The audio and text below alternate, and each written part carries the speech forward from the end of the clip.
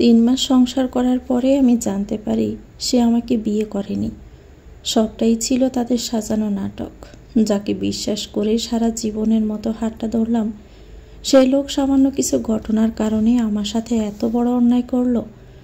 আজ আমি যতটা কষ্টে কাঁদছি, সত্যি জানার পর ঠিক আমার চেয়ে বেশি কাঁদবে সে।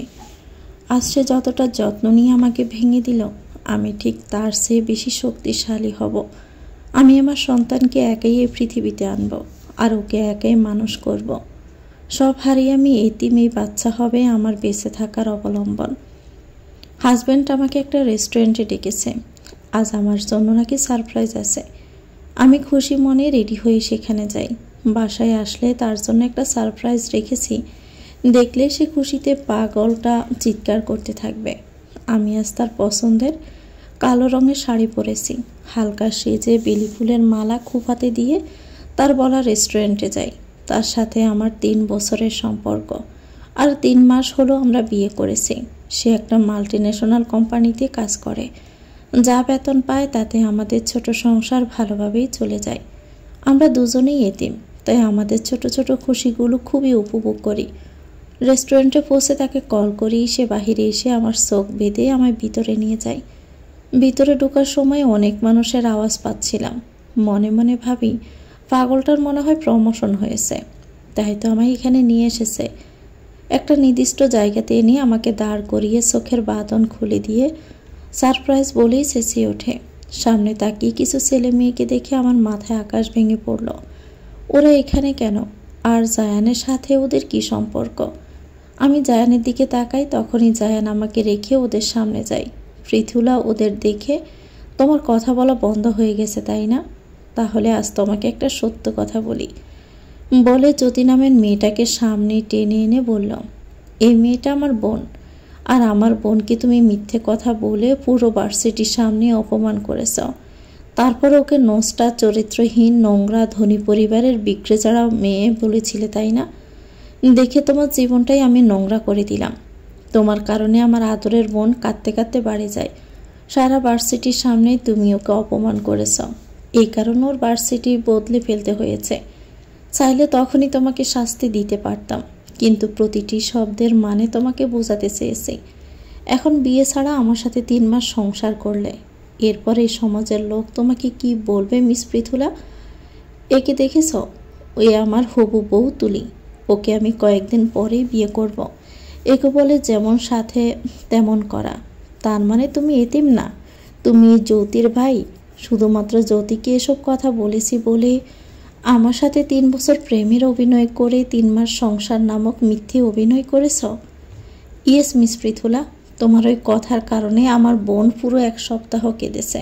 তাই সেই কথার জবাব দিতেই আমি তোমার সাথে অভিনয় করেছি। জায়ান, আমি তোমার বোনকে ওদিন কোনো মিথ্যে কথা বলে ফাঁসাইনি। তোমার বোনের কারণে একটা মেয়ে মরতে মরতে বেঁচেছে। আর আমি যে নোংরা কথা বলেছি সেই কথা কি তুমি জানতে, নাকি বোনের মিথ্যে কথা শুনে আমাকে শাস্তি দিতে নেমে পড়েছ? জ্যোতি বলছে, দেখলে ভাইয়া, এখনও কেমন বড় গলায় কথা বলে। আমি আমার ভাইকে তোর ব্যাপারে সব বলেছি, তাই তুই যত কথাই বলিস না কেন সেটা কাজে দিবে না। ভাইয়া, ওকে এক্ষুনি এখান থেকে বের করে দাও। ওকে দেখলে আমার কেমন জানি লাগছে। আমার বোন কখনোই আমাকে মিথ্যে বলে না, তাই আমি সব জানি। তাহলে তো বলতেই হয়, যেমন নোংরা তোমার বোনের মন, তেমনি নোংরা তুমি লোক তুমি নিজেও।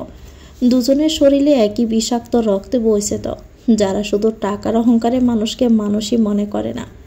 পৃথু ঠাস করে চড় দিল, কি যোগ্যতা আছে তোমার আমার বোনকে নোংরা কথা বলিস? এতিমখানায় বড় হওয়া জারজ সন্তান। তোর মতো মেয়েদের সাথে 3 মাস থেকেছি, তোকে শুয়েছি, তাতেই তো আমার শরীর ঘৃণায় ভরে গেছে। বেরিয়ে যা এখান থেকে। তোর কারণে আমার বোন আবারও কষ্ট পাচ্ছে। থাপ্পড়ে ছোটে ঠোঁট কেটে রক্ত বের হয়ে এলো। দেখো তো জায়হান, একটা কথার জন্য তুমি আমাকে নোংরা বানাতে নিজে কতটা নোংরা হয়ে গেলে। তোমার প্রতি আমার কোনো অভিযোগ নেই। আমি তোমার অভিনয় দেখে সত্যি মুগ্ধ। তবে যাওয়ার আগে শুধু এটুকু বলবো, জ্যোতি, সত্যি কখনোই চাপা থাকে না। একদিন না একদিন বের হয়ে আসবে। সেদিন পারবে তো আদরের ভাইকে তুমি জবাব দিতে? জ্যোতি বলছে, তোর বরবাদির খুশিতে এখনই আজ পার্টি হবে। দুঃখিত, তোকে সে পার্টিতে রাখতে পারলাম না। তোকে বলেছিলাম আমার কথা বলিস না, তাহলে তোর জীবন জাহান্নামে পরিণত করব।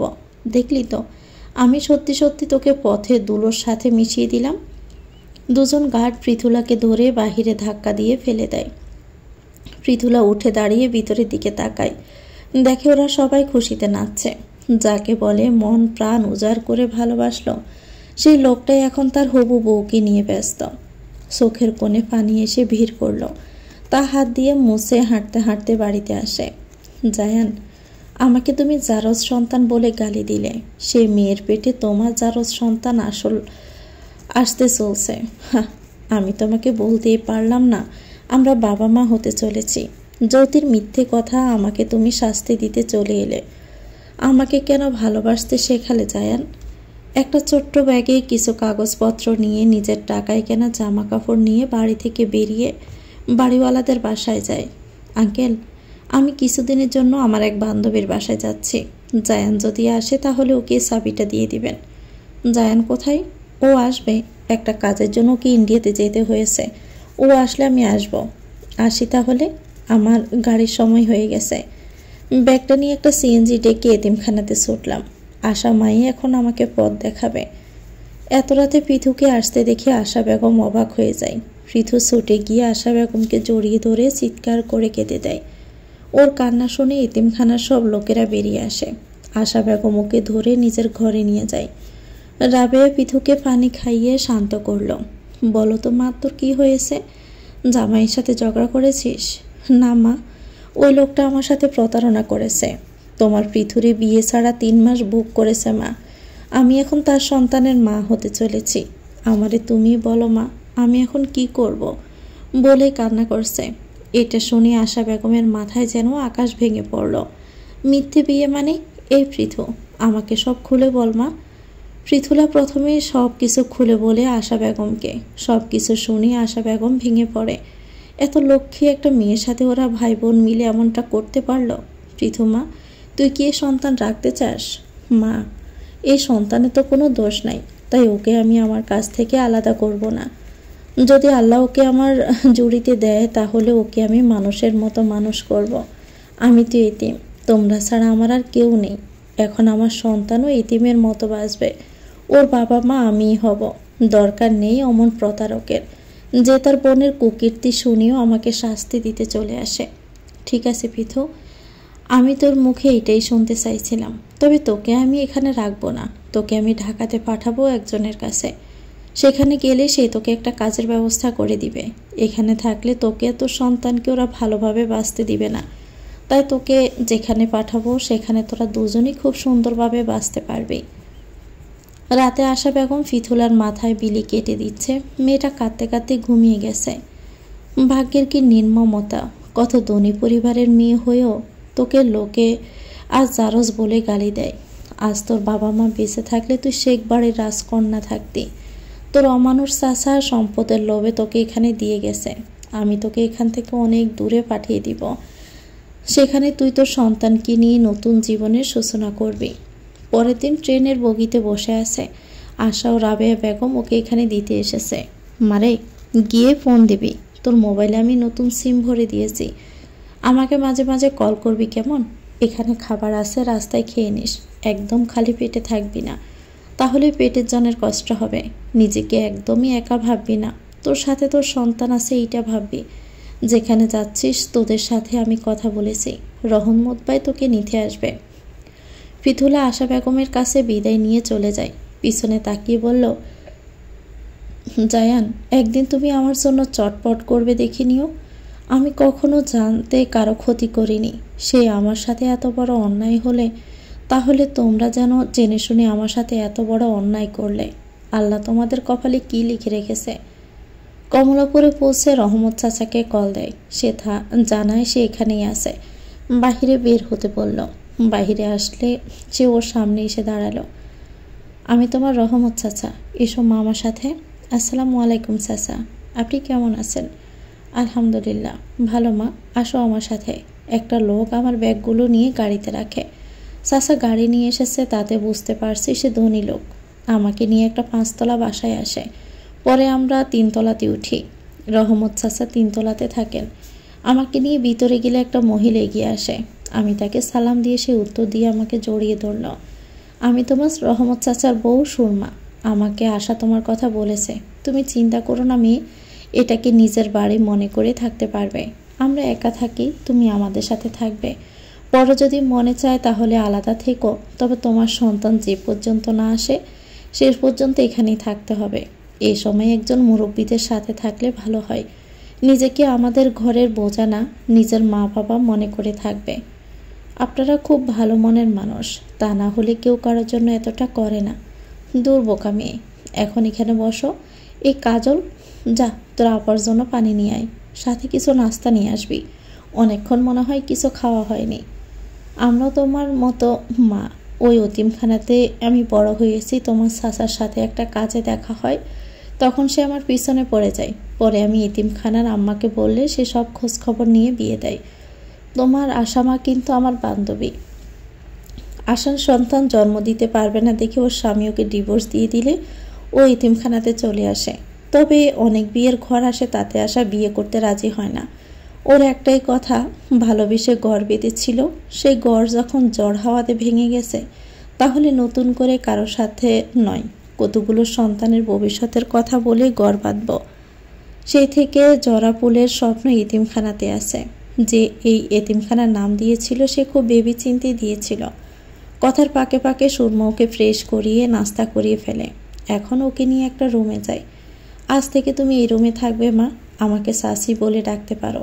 আন্টি বললে বিদেশি বিদেশি লাগে, আমি আবার খাঁটি বাঙালি, তাই সাসি ডেকো।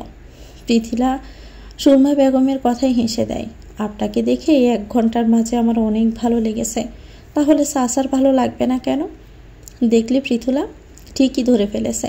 আমি কি দেখে তোমার পাগল হয়েছি? পৃথুলার সামনে এভাবে বলাতে সুরমা বেগম খুব লজ্জাই পেল। যাও, মেয়ের সামনে আমাকে লজ্জা দিও না তো। জামা একটু রেস্ট নিয়ে শাওয়ার নিয়ে আয়, তারপর খাবার খেয়ে ঘুমা, তাতে শরীর মন সব হালকা লাগবে। পৃথুলা সুরমা বেগমের কথা মতো শাওয়ার নিয়ে জামাগুলো বারান্দায় মেলে দেয়। মধ্যরাত পর্যন্ত পার্টি করে বাড়িতে এসে জায়ান ঘুমিয়ে পড়ল। সকালে ওর কানের কাছে পৃথুলার আওয়াজ আসে। জায়ান হাত বাড়িয়ে ওকে খুঁজছে, কিন্তু প্রতিদিনের মতো ওকে পায় না, তাই ডাকতে থাকে, পৃথু মাই লাভ, এখানে আসো। তুমি জানো না তোমার শরীরের ঘ্রাণ না নিয়ে আমি উঠি না? তাহলে আজ দূরে দূরে কেন? তাতেও যখন পৃথুলা আসে না তখন জায়ানের খুব রাগ হয়। আজ ধরতে পারলে এই মেয়েকে নিয়ে এক্ষুনি শাওয়ার নিতে যাব, তখন দেখব আজ আমার রোমান্টিক অত্যাচার থেকে কেমনে বের হয়। বলে বিছানা থেকে উঠে দাঁড়ালো। রুমের পরিবেশ পরিবর্তন দেখেও থমকে যায়। আরে আমার রুমের পরিবেশ এমন কেন? আমি কোথায়? পৃথু কোথায় গেল? যখন সব মনে পড়ে তখন মনটা খারাপ হয়ে যায়। পৃথু, তুমি আমার বোনের সাথে এমনটা না করলেও পারতে। হয়তো আমি তোমার সাথে থাকতে থাকতে কয়েকদিনে অভ্যাসে পরিণত হয়েছে। সময়ের সাথে সাথে তোমাকে ভুলে যাব। তাড়াতাড়ি জ্যোতিকে বিয়ে দিয়ে তুলিকে ঘরে আনতে হবে, তবেই আমার জন্য ভালো হবে। কাজল এসে আমাকে বলল, চাচা নাকি আমাকে ডাকছে, চাকরির ব্যাপারে নাকি কথা বলবে। মেয়েটাই 2 দিনে আমাকে কতটা আপন করে নিয়েছে। সারা দিন আমার সাথে থাকবে, আমাকে জোর করে খাওয়াবে, আর বাবু আসলে তাকে নিয়ে থাকবে। সত্যি এতিমেরা বুঝি এভাবেই মানুষকে ভালোবেসে অতি অল্প সময়ে আপন করে নেয়। আমির গভীর ভাবনায় পড়ে থাকলাম। কাজল আবার এসে বলল, রহমত চাচা আমাকে ডাকছে। আমি তার সামনে যেতে বলল, পৃথুলা, এখনই তুমি চাকরি করতে চাও নাকি তোমার সন্তান পৃথিবীতে আসার পরে করবে? যতদিন তোমার সন্তান না আসে ততদিন তোমার সব দায়িত্ব আমাদের উপরে বোঝা হয়ে আসো ভেবো না। আমরা তোমাকে নিজের মেয়ের মতো দেখছি, তাই ভেবে চিন্তে জবাব দেবে। না চাচা, আমি এখনই করতে চাই। বাড়িতে থাকলে আমার অতীতের সব কথা মনে পড়ে, তাই নিজেকে কাজের মাঝে ডুবিয়ে রাখতে চাই। ঠিক আছে, তাহলে কাল আমার সাথে এক জায়গাতে যাবে। তোমার সকল কাগজপত্র দেখে তোমাকে নিতে বলেছে। ওরা তোমার ইন্টারভিউ নিয়ে চাকরিটা দিবে বলেছে। ওটা আমার বন্ধু সোলাইমানের অফিস। আমি আজকে গিয়ে সোলাইমানকে তোমার ব্যাপারে বলবো। সোলাইমান খুবই ভালো মনের মানুষ, তাই আমি তোমাকে একটা নিরাপদ জায়গাতে রাখতে চাইছি আর কি। ওইখানে তোমার কোনো অসুবিধা হবে না। বলতে পারো একেবারে মনের মতো একটা অফিস পাবা। না চাচা, আপনি এখন আমার ব্যাপারে কিছু বলবেন না। যদি আমি দেখি আমার চাকরি হওয়ার চান্স আছে তখন না হয় বলবো। পরের দিন আমাকে অফিসে নিয়ে যাওয়া হয়। চাচা বাহিরে আমাকে ভিতরে ডেকে নিয়ে যায়। তারা আমাকে বিভিন্ন প্রশ্ন করে, সেগুলোর উত্তর দেই। একজন বলল, যদি আপনার বিয়ে হয় তাহলে কি আপনার হাজব্যান্ড এখানে চাকরি করতে দিবে? নিশ্চিন্তে আপনারা থাকতে পারেন, বিয়ে ঝামেলা হবে না। তাছাড়া কয়েকদিন পরে আমি সন্তানের মা হতে চলেছি। বলতে পারেন আমি সিঙ্গেল মাদার। যদি আমার চাকরিটা হয় তাহলে নিজের সবটা দিয়ে আপনাদের কোম্পানির নাম রাখতে চেষ্টা করব। যেহেতু এটা একটা কোম্পানি আর আমি কোম্পানির বস, সেই হিসাবে সবটা দেখার দায়িত্ব আমার। কেন তোমাদের ডিভোর্স হলো জানতে পারি কি? তাছাড়া ছোট বাচ্চার সাথে অফিস করাটা তোমার জন্য কষ্টকর হবে না? রহমত এই ব্যাপারে আমাকে তো কিছু বলেনি। বলতে সমস্যা নাই, তবে আপনি চাচাকে ভুল বুঝবেন না। আমি চাচাকে না করেছি বলতে, কারণ আমি আপনাদেরকে নিজে সত্যটা বলতে চাই। আমি এতিমখানাতে বড় হয়েছি। আমার বাবা একজন সৎ পুলিশ অফিসার ছিল। কিছু মাদক ব্যবসায়ীদের বিরুদ্ধে গিয়ে সমাজে আওয়াজ তোলার জন্য তিনি আমার মাকে সহ জীবন হারায়। তখন বড় চাচা আমার বাবার সম্পদের জন্য আমাকে ওই এতিমখানায় রেখে আসে। 18 বছর হলে আশা মায়ের সহযোগিতায় একটা মেসে থেকে নিজের লেখাপড়া শুরু করি। 3 বছর সম্পর্কে থাকার পরে আমরা বিয়ে করি। কিন্তু বিয়ের 3 মাস পরে জানতে পারি সে আমার উপরে প্রতিশোধ নিতে বিয়ের নাটক করেছে। ভার্সিটিতে কিছু ছেলেমেয়েরা একটা মেয়েকে র্যাগিং করে জামা কাপড় খুলে ভিডিও করে। তখন সেই মেয়েটা লজ্জার ছাদ থেকে পড়ে নিজের জীবন দিতে চায়। আমি সহ কয়েকটা মেয়েকে বাঁচাই। ফরাসিটা ভার্সিটির বিসির কাছে বললে মেয়েটাকে সহ ওর বন্ধুদের সবাইকে বের করে দেওয়া হয়। সেই মেয়েটা বাড়িতে বলে আমি নাকি ওকে মিথ্যে অপবাদ দিয়ে বের করে দিয়েছি। তাই তো তার ভাই আমার জীবন নরকে পরিণত করতে আমার সাথেই নাটক করেছে। আমার কথা বিশ্বাস না হলে আপনারা ভার্সিটিতে গিয়ে খোঁজ নিতেই পারেন আমি সত্যি বলছি নাকি মিথ্যে। সে বিয়ের নাটক ঠিকই সাজিয়েছিল, কিন্তু আল্লাহ আমাকে কলঙ্কিত করতে চায়নি বলে বিয়েটা নকল না হয়ে আসল হয়ে যায়। আমি এও ভেবেছিলাম হয়তো এই বিয়েটা নকল, কিন্তু আমাদের এতিমখানার প্রধান আসামা তিনি জানান আমাদের বিয়েটা বৈধভাবে হয়েছে। আমি এতিম, তাই জানি জীবনের আসল মানে। যদি আপনাদের মনে হয় আমাকে কাজে রাখলে আপনাদের কোম্পানির লাভ হবে, তবেই আমাকে চাকরিটা দিবেন। এর আগেও আমি চাকরি করেছি, শুধু এখানে এসেছি আমার অনাগত সন্তানকে একটা সুস্থ পরিবেশে জন্ম দিয়ে বড় করতে। বাবু হলে আমি তাকে ডিভোর্স দিব। চাই না তার মতো লোকের ছায়া আমার সন্তানের উপরে পড়ুক। তোমার কথায় আমি খুব খুশি হয়েছি। সত্যি কথা বলার মতো সৎ সাহস থাকতে হয়, যেটা তোমার মধ্যে আমি দেখতে পেয়েছি। এমন লোক আমাদের কোম্পানিতে খুব দরকার। তুমি কাল থেকে জয়েন্ট হতেই পারো। তোমার বেতন এখন 40,000 ধরলাম, কাজের উপরে আরও বাড়বে। অনেক অনেক ধন্যবাদ স্যার। এই সময় চাকরিটা আমার খুব প্রয়োজন ছিল। আমার প্রয়োজনে আপনারা আমার পাশে এগিয়ে এসেছেন। আমি আমার বেস্টটা দিব। কল করে একটা মেয়েকে ডেকে আনে। মেয়েটা এসে বড় স্যারকে সালাম দেয়। মিসেস লিলি, আপনি পৃথুলাকে নিয়ে কিছু কাজ বুঝিয়ে দেন। কাল থেকে ও ডেস্কে বসবে। আমি মেয়েটাকে সালাম দিলাম, তারপর তার পিছু পিছু চলে গেলাম। বাহিরে আসলে রহমত চাচার সাথে দেখা হলে তাকে সব বললাম। আমি লিলি ম্যামের সাথে চলে গেলাম আর চাচাকে ওই রুমে ডেকে নিয়ে যাই। রহমত পৃথুলার মায়ের নাম দেখলাম মৃদুলা। ও কি আমাদের সেই মৃদুলার মেয়ে? হ্যাঁ সুলাইমান, ও আমাদের সেই মৃদুলার মেয়ে, যার জীবন দিতে হয়েছে খুব করুণভাবে। এত বছর আশার ছায়াতে মেয়েটা বড় হয়েছে, কিন্তু কারো জেদের শিকার হয়ে মেয়েটা আজ পথে পথে ঘুরছে। পরে আশা ওকে আমাদের কাজে পাঠিয়েছে। এখন ওর সকল দায়িত্ব আমাদের। ছোট থেকে অনেক কষ্টে বড় হয়েছে আর নিজেই নিজের খরচ জোগাড় করেছে। তুই চিন্তা করিস না, মৃদুলার মেয়েকে আমি আগলে রাখবো। অনেক সয়েছে মেয়েটা, আর না, ঠিক মায়ের মতোই সাহসী হয়েছে। কি সুন্দরভাবে নিজের সাথে ঘটে যাওয়া ঘটনার বর্ণনা দিল। অফিসে আজ কেন জানি মন পড়ছে না। থেকে থেকে পৃথুলার সাথে কাটানোর কথা মনে পড়ছে। অফিস থেকে বের হয়ে তুলিকে ডেকে পাঠালাম। ওর সাথে কিছুক্ষণ কাটানোর পর ভালো লাগছে না। তখন তুলিকে বিদায় দিয়ে বন্ধুদের সাথে আড্ডা দিতে গেলাম। আড্ডাতেও আমার মন নেই। বারবার পৃথুলার মুখটা দেখতে মন চাইছে। সুজন বলছে, কি হয়েছে জায়ান তোর? তোকে কেমন অস্থির অস্থির লাগছে? জায়ান মাথা নাড়িয়ে না করল। জায়ান, তুই পৃথুলার সাথে যা করলি সেটা কি ঠিক হলো? মেয়েটাকে যতবার দেখেছি মনে হয় না মেয়েটা এত খারাপ। তুই প্রেম করে ওকে ধোঁকা দিতে পারতি, তাই বলে একটা মেয়ের সাথে 3 মাস। মেয়েটা না হয় তোর বোনকে মিথ্যে কথা বলেছে, তাই বলে তুই মেয়েটার সাথে এতটা করবি? ভাবতে পারিনি। সাদ বলছে, তোর সাথে আজকের পর থেকে আমি মিশবো না। যে ছেলে বোনের জন্য অন্য একটা মেয়ের সম্মান নিয়ে খেলে, সে 2 দিন পরে আমাদের সাথে খারাপ করবে না তার কি গ্যারান্টি? জায়ান বলছে, এখন বন্ধু চেয়ে ওই মেয়ে বড় হয়ে গেল। ওর জন্য আমার বোন ভার্সিটি থেকে বিতাড়িত হয়েছে। সাদ বলছে, একবার ওর ভার্সিটিতে গিয়ে খোঁজ নিয়েছিস? আসল ঘটনাটা কি? তোর বোনের বন্ধু বান্ধবীদের কেন বের করে দেওয়া হলো? ওরা এমন কি করেছিল, খোঁজ নিয়েছিস কি? নাকি বোনের কথা শুনে একটা মেয়েকে শাস্তি দিতে চলে এসেছিস? তোরা আমার বোনের ভুল ধরতে এসেছিস? ঠিক আছে, তোরা আমার সাথে মিশবি নাকি?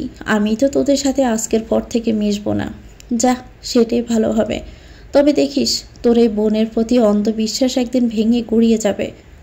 বন্ধুদের সাথে রাগারাগি করে ওখান থেকে চলে এলাম। প্রচণ্ড অস্থিরতা নিয়ে বাড়ি আসলাম। জ্যোতিকে দেখি ওর বয়ফ্রেন্ডের সাথে কথা বলছে। আমি ফ্রেশ হয়ে নিচে নেমে আসি। তখন জ্যোতি সামনে আসলে ওকে কফি খেতে খেতে বলি, জ্যোতি, ইমনের পরিবারের লোকদের আসতে বল, তোকে বিয়ে দিয়ে আমিও তুলিকে ঘরে তুলি। ইমন সেই কথাই বলছিল ভাইয়া, সামনের সপ্তাহে ওরা আসতে চাচ্ছে পরিবারের সবাইকে নিয়ে।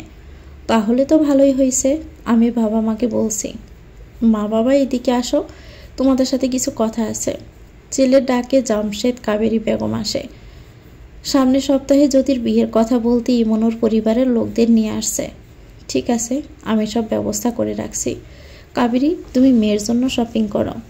এসব আমি পারবো না। তোমার মেয়ে তোমার মতো খুব বুদ্ধিমান, তাকে টাকা দিয়ে দাও, সেই সব করতে পারবে। তোমার রক্ত বলে কথা, আমার থেকে এর সাথে বেশি কিছু আশা করো না। কাবেরী সেখান থেকে নিজের ঘরে চলে যায়। জায়ান মায়ের যাওয়ার দিকে তাকিয়ে থাকে। বাবা মা কেমন জানি হয়ে গেছে, তাকে আর আগের মতোই সংসারের প্রতি মায়া মমতা করে আগলে রাখতে দেখি না। বাদ দে, আমি আমার মেয়ের বিয়ের সব দেখছি। মাঝে মধ্যে মন চায় এই বদমহিলাকে বাড়ি থেকে বের করে দিতে। সকাল থেকে বাড়িতে খুশির আমেজ। আমাদের সব আত্মীয় স্বজনদের খবর দেওয়া হয়েছে। ইমনের বাবা ইমরান শেখ আর জ্যোতিকে রিং পরিয়ে বিয়ের তারিখ দিয়ে যাবে। আমাদের বাড়ির বাগানে এঙ্গেজমেন্টের সব ব্যবস্থা করা হয়েছে। জ্যোতির মুখ থেকে হাসি যেন পড়ছেই না। আমার বোনটাকে কতদিন পরে মন খুলে হাসতে দেখেছি। ওকে এভাবে হাসতে দেখে মনটাই ভরে গেল। তখন মনে হলো পিথুলার সাথে যা করেছি একদম ঠিকই করেছি। তখনই ওই বাড়ির বাড়িওয়ালার কল আসে। আমি অবাক হয়ে যাই, আজ 1 মাস পরে এই লোক আমাকে কেন কল দিল। কল ধরে তাকে সালাম দিলাম। সালামের উত্তর দিয়ে জায়ানকে বলল, জায়ান, তুমি কি বাংলাদেশে আসছো? তাহলে আমার ভাড়াটা দিলে না যে, আর বাড়িতেও আসলে না কেন? আঙ্কেল, পৃথুলা কোথায়? আর আমি তো বাংলাদেশেই। কি বলো বাবা? পৃথুলা যে বলল তুমি অফিসের কাজে ইন্ডিয়াতে গেছো। মেয়েটা তো ওই দিন ওর কোন বান্ধবীর বাড়িতে গেল কে জানে। এত তাড়াতাড়ি গেল যে কিছু জিজ্ঞেস করারও সময় পেলাম না। বুঝেছি আঙ্কেল, আমি আপনার ভাড়াটা দিয়ে দিচ্ছি। আমি আর ওখানে থাকবো না, তাই আপনি ফ্ল্যাটটা ভাড়া দিয়ে দিন। ঠিক আছে, তবে তোমাদের জিনিসপত্রগুলো নিয়ে যেও। পৃথুলা ওই বাড়ি ছেড়ে দিয়েছে, তাহলে মেয়েটা কোথায় গেল? এই পৃথিবীতে ওর তো কেউ নেই। একটা বান্ধবী আছে, সেটা সাদের গার্লফ্রেন্ড। যাক, যেখানে খুশি সেখানে, আমার কি। সন্ধ্যায় বাড়ি ভরা মেহমান। ইমন ওর পরিবারের সবাইকে নিয়ে আসে। ইমনের একটা বোন আছে, আজকে জানলাম। মেয়েটা কেমন চুপচাপ থাকে, কারোর সাথে তেমন মিশে না। ইমরান আঙ্কেল জ্যোতিকে আনতে বলে। এঙ্গেজমেন্টের পরে সবার সাথে পরিচয় করিয়ে দিবে। ইমরান আঙ্কেলের সাথে অনেক বড় বড় ব্যবসায়ীরা এসেছে। তাছাড়া আমার বাবাও কিছু ব্যবসায়ীদের দাওয়াত দিয়েছেন। জ্যোতিকে ওর বান্ধবীরা এনে স্টেজে ইমনের সাথে বসালো। ইমরান শেখ ইমনকে রিং পরাতে বলল, বাবা, রিং তো ইমোর কাছে, আর ওকে ডেকে আনে। ও আমার পাশে থাকবে, তাছাড়া জ্যোতির সাথে পরিচয় করিয়ে দিব। ইমনের মা নাজবুন নাহার বেগম মেয়েকে নিয়ে স্টেজে আসে। ইমু স্টেজে উঠে বাইরের পাশে জ্যোতিকে দেখে অবাক হয়ে যায়। জ্যোতি ইমুকে দেখে দাঁড়িয়ে পড়ল। ইমু সবাইকে অবাক করে দিয়ে জ্যোতিকে থাপ্পড় মেরে দেয়। তোর মতো নোংরা একটা মেয়ে হবে আমার ভাইয়ের বউ? আমি বেঁচে থাকতে সেটা কখনোই হতে দিব না। ইমোর কাজে সবাই অবাক হয়ে যায়। আর ইমন কাঁদতে থাকা বোনকে ধরে বলল, কি হয়েছে? ভাইয়া, এটাই সে মেয়ে যার কারণে আমি মরতে মরতে বেঁচেছি। ওদিন পৃথুলা না থাকলে তোমার বোন বাঁচতই না। তুমি কেমন করে এমন একটা মেয়ের সাথে সম্পর্ক যেতে পারলে? ইমু, তোমার কথা ভুল হচ্ছে। আমার বোন এমন না। জায়ান বলছে। আপনার বোন কেমন আপনি জানেন না? ভার্সিটি থেকে বের করে দিয়েছে তখন জানেননি? এই ওর পুরো দলটা এখানে আছে, আর আমার সাথে হওয়া ঘটনাটা আমি জানবো না? জায়ান জ্যোতির দিকে তাকায়, দেখে ও ভয়ে কাঁপছে। ওর দলের সবাই মুখে ভয়ের চাপ। ইমু আমাকে বলবে তোমার সাথে আসলে কি হয়েছিল, আর পৃথুলা কিভাবে তোমাকে সাহায্য করেছিল? আমি শুনেছি পৃথুলা নামের মেয়েটা ওদের নামে মিথ্যে অপবাদ দিয়েছে। কে বলেছে আপনাকে? তাকে আমার সামনে নিয়ে আসেন, আমি নিজে তার গলার শর্ট টেনে ছিঁড়ে ফেলবো। পৃথুলা না থাকলে আমি মরেই যেতাম ওদিন। ওই মেয়েটা আমাকে হসপিটালে নিয়ে গিয়ে নিজের রক্ত দিয়ে বাঁচিয়েছে। এমনকি আপনার বোনকে দয়া করে শুধু ভার্সিটি থেকে বের করেছে, তা না হলে আমার পরিবার অনেক কিছুই করতে চেয়েছিল। তখন পৃথুলা আমাদের সম্মানের কথা চিন্তা করে বেশি ঘাটাঘাটি করতে বারণ করেছে। ভাইয়া, তোমার সাথে পৃথুলার মতো মেয়েকে মানায়। ওর বিয়ে না হলে তুমি ওকেই বিয়ে করবে। সবাই ওদের অপমান করে চলে যায়। জায়ান উদ্দেশ্যহীন হাঁটতে হাঁটতে ওই প্লেটের সামনে গিয়ে দাঁড়ালো। জায়ানকে আসতে দেখে দারোয়ান বাড়িওয়ালার প্লেট থেকে চাবি এনে দেয়। চাবি দিয়ে প্লেটের দরজা খুলে ভিতরে প্রবেশ করে। কতদিন এই প্লেটে কারো পায়ের চিহ্ন পড়েনি বোঝা যায়। সামনে এগিয়ে গিয়ে সুইচ অন করে দেখে টেবিলের মাঝে একটা বক্স, চারপাশে গোলাপের পাপড়ি ছিল বোঝা যায়। সেগুলো এখন শুকিয়ে আছে। কি রেখেছিল পৃথুলা এই বক্সে? গিয়ে দুলো ঝেড়ে বক্সটা হাতে নিয়ে খুলল। সেখানে খুব সুন্দর একজোড়া ছোট জুতো আর একটা খাম। জুতো জোড়া দেখে ওর বুকটাও মোচড় দিয়ে ওঠে। খামটা খুলেও অবাক হয়ে যায়, সেখানে তাকিয়ে থাকে। চোখ বুঝলে দুপোটা অশ্রু গড়িয়ে পড়ল, আর মুখ দিয়ে বলল, পৃথু, কোথায় আছো তুমি? Please come back my life. হু হু করে নিজের হাতে নিজের ভালোবাসাকে দূরে ঠেলে দিলাম। এখন আমি তোমাকে কোথায় খুঁজবো, আর তোমার সাথে আমার? পৃথুলা, তুমি আমাদের সন্তানকে নিয়ে কোথায় চলে গেলে? হ্যাঁ, ওই দিন আমাকে তুমি বলতে পারতে, তাহলে আমি তোমাকে মাফ করে বিয়ে করে নিতাম। আমি এই কয়েকদিনে বুঝে গেছি আমিও তোমাকে অনেক ভালোবেসে ফেলেছি। তোমার সাথে থাকলে আমি যে শান্তি অনুভব করি, সেই শান্তি আমি কোথাও পাই না। না, এভাবে আমার জীবন থেকে তোমাদের হারিয়ে যেতে দিব না। যেখান থেকে পারি খুঁজে বের করে নতুন জীবনের সূচনা করব। আমি তোমাকে চাই, যেভাবেই হোক না কেন তোমাকেই চাই। আমাকে ক্ষমা করে শেষ একটা সুযোগ দিবি কি মনোপাখি? সকালে পাখির ডাকে ঘুম ভাঙে দেখে জানালা দিয়ে হালকা রোদ এসে পুরো ফ্ল্যাট আলোকিত করে ফেলেছে। কাল রাতে পৃথুলার শাড়ি নিয়ে কাঁদতে কাঁদতে ঘুমিয়ে পড়েছে, তাই তাড়াতাড়ি ফ্ল্যাটে তালা দিয়ে এতিমখানায় ছোটে। রাস্তায় বন্ধুদের কল করে মাপসে কান্নাকাটি করে, পৃথুকে খুঁজে বের করতে সাহায্য চায়। এতিমখানার গেটে আসতে সাদ, সুজন, জাকি দাঁড়িয়ে থাকে। ওরা সবাই টি শার্ট ও ট্রাউজার পরে আছে। বন্ধু চিৎকার শুনে ভয়ে দৌড়ে আসে। আমি শেষ হয়ে গেলাম বন্ধু, নিজের দোষে নিজের ভালোবাসার মানুষকে হারালাম। এই সাদ, নূর কি জানে না আমার পৃথু কোথায় আছে? পৃথু হঠাৎ হারিয়ে যাওয়াতে আমার কাছে জানতে চায়। পরে ওই দিনের সম্পূর্ণ ঘটনা খুলে বললে আমার সাথে রাগ করে আর কথা বলে না। ওর মতো চরিত্রহীন বন্ধু চরিত্রই হব। কতবার ওর বাসার সামনে গিয়েছি, আমার সাথে দেখা করে না। শেষে কাল বাবা মাকে নিয়ে গিয়ে ওকে শান্ত করাই, আর তাতে বুঝতে পারি ও আসলে জানে না পৃথুলা কোথায় আছে। কাল কান্না করছে আর বলছে আমার বিয়েতে পৃথুলাকে চাই সাদ। চল আশা আন্টিকে জিজ্ঞাসা করি, তাতে যদি জানতে পারি। এখানে সময় নষ্ট করে লাভ নেই, এমনিতেই আমরা অনেক দেরি করে ফেলেছি। ওরা ভিতরে গেলে আশা বেগম ওদের দেখেই রেগে যায়। এই, ওকে এখানে ঢুকতে দিয়েছে কে? হ্যাঁ, দারোয়ান, এখনই এই ছেলেকে এখান থেকে বের করে দাও। দৌড়ে গিয়ে আশা মায়ের পা ধরে বলল জায়ান, আমাকে শেষবারের মতো মাফ করে দিন মা। ফিথুকে বলুন আমাকে মাফ করে যেন আমার সাথে ফিরে চলে। আমি কথা দিচ্ছি ওকে আর কষ্ট দিব না। আমাকে আমার সন্তানের কাছে পেতে সাহায্য করুন। আশা বলছে, তুমি বিয়ের নাটক করতে চেয়েছিলে, আমার দুঃখী মেয়েটাকে কলঙ্কিত করতে চেয়েছিলে। আল্লাহর সহায় ছিল বলে সেটা নাটকের বিয়ে না হয়ে আসল বিয়ে হয়েছিল। চিন্তা করো না, সন্তানের কথা যখন জেনেছ তাহলে কিছুদিন অপেক্ষা করো, ডিভোর্স লেটার পেয়ে যাবে। তখন তুলির সাথে চিন্তা ছাড়াই সংসার করতে পারবে। এখন যাও, অযথা এখানে ঝামেলা করো না। জায়ান বলছে, আমি ফিথুকে ডিভোর্স দিব না। এটাই আমার সুযোগ ওকে কাছে পাওয়ার। আমি আমার বউ বাচ্চাকে কাছে পেতে চাই, আর তাই আপনি আমাকে সাহায্য করুন। সে আশাতে থাকো, আমি মরে গেলেও বলবো না পিতু কোথায় আছে। তোমার মতো ছেলের কাছ থেকে আমি ওকে দূরে রাখবো। যে ছেলে 3 বছর মিথ্যে প্রেমের অভিনয় করে 3 মাস একটা মেয়ের ইজ্জতের সাথে খেলে বলতে পারে সব প্রতিশোধের জন্য করেছে, দেখা যাবে পিতুর কাছ থেকে পিতুর সন্তানকে কেড়ে নিয়ে ওর বেঁচে থাকার শেষ অবলম্বনও তুমি শেষ করে দিবে। না, আমি এত বড় অন্যায় করতে পারি না। তোমরা এখান থেকে যাও, তা না হলে পুলিশ ডাকবো। সুজন বলছে, আন্টি জাহানকে শেষ একটা সুযোগ দেন। আমার মনে হয় না ও এমন কাজ করবে। আমরা আসি, এইবার যদি এমন কিছু করে তাহলে ওকে ওর মূল্য দিতে হতো। তখনও তো তোমরাই ছিলে, অথচ তোমার বন্ধু কি করেছিল? পুরো সত্য না জেনে বোনের কথায় আমার মেয়েকে শাস্তি দিতে এসেছে। মেয়েটা আমাদের মরতে মরতে বেঁচেছে। ওইখান থেকে নাকি পিতু মরতে চেয়েছিল, শুধু বাচ্চাটার কথা ভেবে বেঁচে আছে। এখন কিছুতেই আমরা ওর নতুন জীবনে নতুন করে জ্বর উঠতে দিব না। আন্টি, তখনও আমরা জায়ানকে বুঝিয়েছি ও ওর বোনের কারণে অন্ধ ছিল, তাই তো নিজের ভালোটা বোঝে নাই। তোমরা এখন যাও, তোমাদের দেখলে আমার খুব রাগ হচ্ছে। আমি চাই না তোমাদের সাথে খারাপ ব্যবহার করতে। বলতে বলতে আশা সেখানেই জ্ঞান হারিয়ে পড়ে যায়। রাবেয়া কয়েকটা মেয়েকে ডেকে তাকে বিছানায় শুইয়ে দিয়ে কয়েকটা মেয়েও দারোয়ান ওদের বের করে দেয়। জাকির বলছে, জায়ান তুই আঙ্কেল আন্টিকে নিয়ে আয়, তাহলে হয়তো আশা আন্টি ভরসা পাবে। স্বাভাবিক এবার আমাদের উপর থেকে তাদের ভরসা উঠে গেছে। তোর বাবা মাকে দেখলে হয়তো তোকে মাফ করেও দিতে পারে। জায়ান শেখ বাবা জামশেদ শেখ, মা কাবেরী বেগম, বোন জ্যোতি, চাচা জিয়াম শেখ, স্ত্রী মৃদুল আহমেদ, মেয়ে জান্নাত আফরিন ফিথুলা। হ্যাঁ দোস্ত, আমি আব্বু আম্মুকে নিয়ে আসবো। ফিথুকে আর আমার সন্তানকে চাই।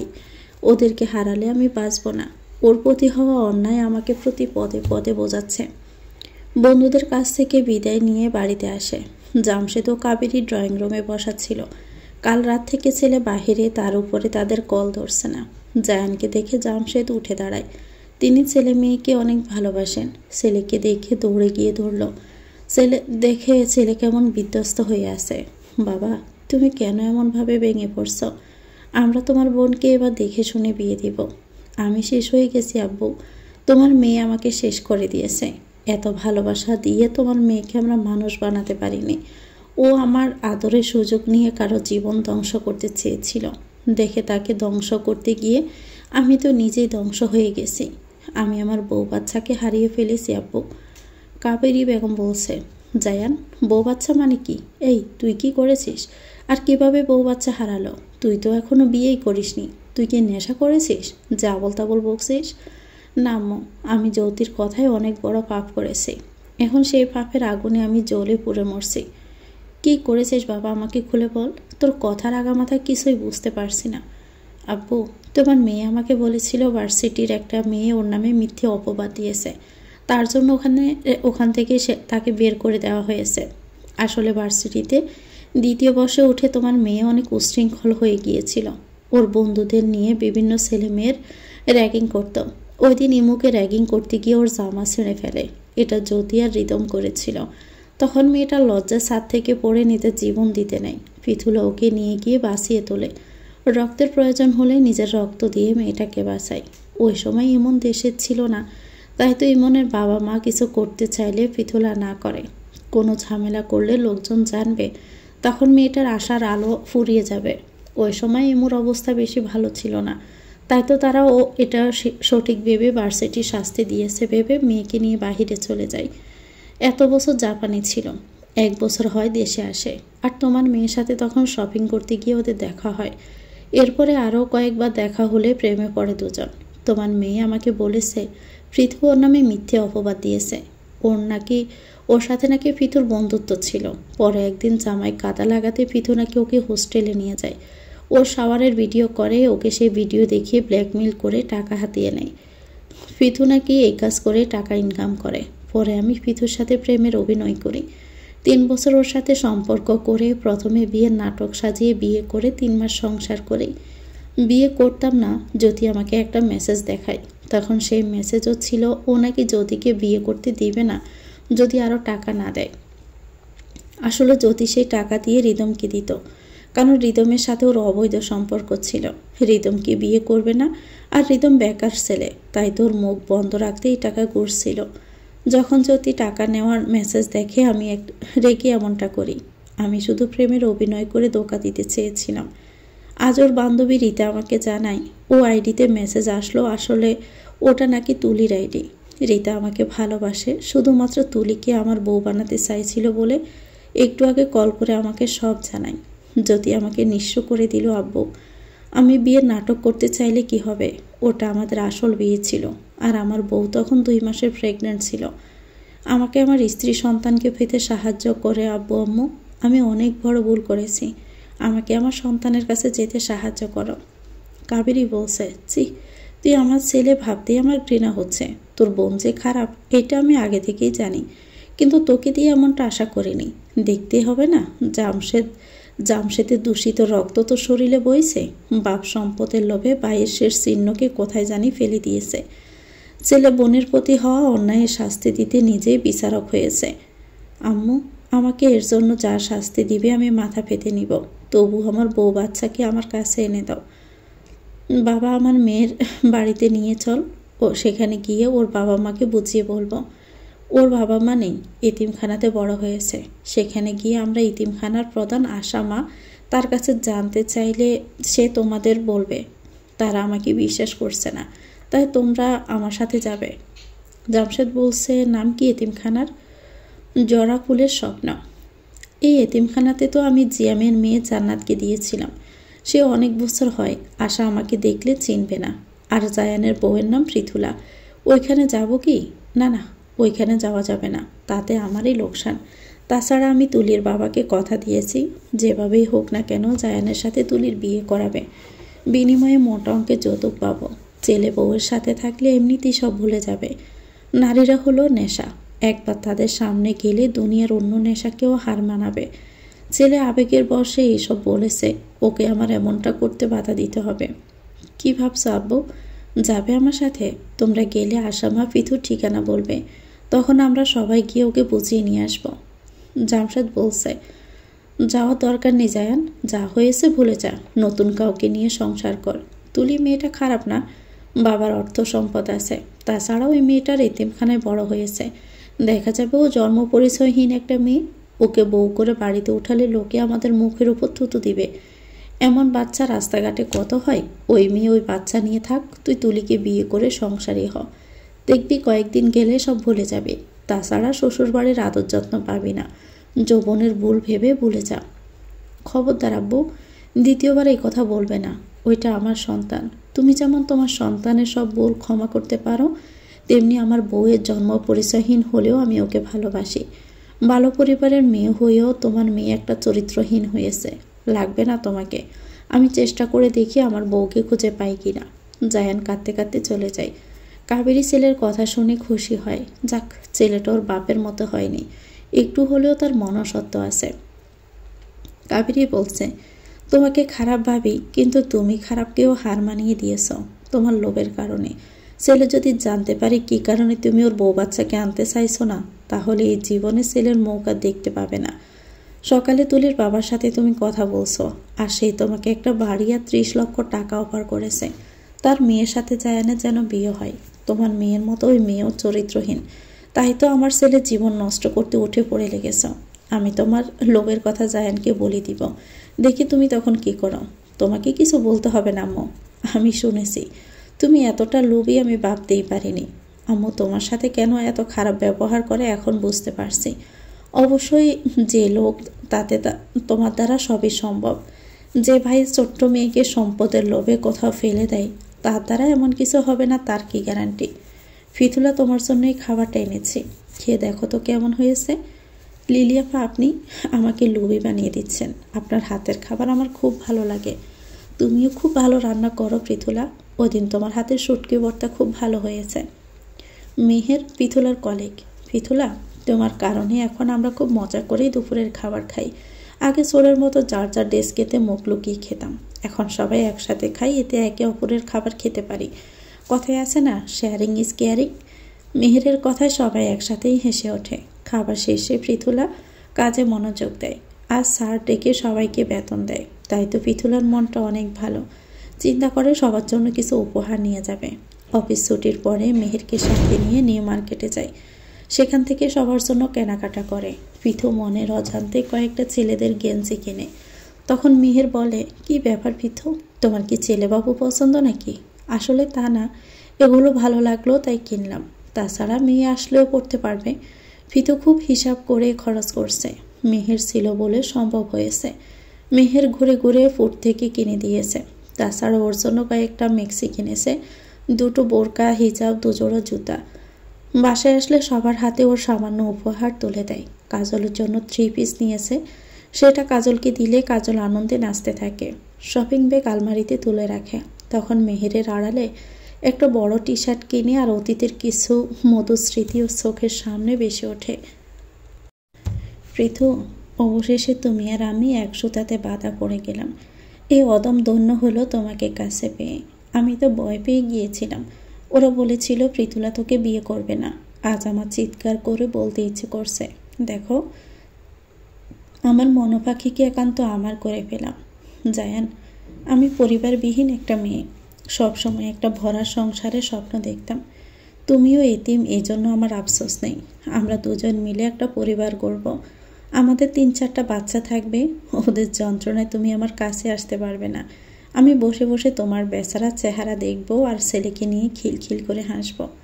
তাই নাকি বেগম সাহেবা? তাহলে তো বাচ্চাদের তাড়াতাড়ি আনতে হয়। এখন চলেন তাহলে। যা দুষ্ট, মুখে কি কিছুই আটকায় না? এখন ভদ্র ছেলের মতো ঘুমাবে। ঘুমানোর জন্য বিয়ে করেছি নাকি? এখন তো 3-4টা ছেলে মেয়ে আনার জন্য পরিশ্রম করতে হবে। এই খবরদার, আমার কাছে আসবে না। এই দৌড়াচ্ছ কেন? দৌড়তে পারলে কিন্তু খবর আছে। যা ধরে ফেলেছি, দেখো। হ্যাঁ দেখাও, আমি তো দেখার জন্যই বসে আছি।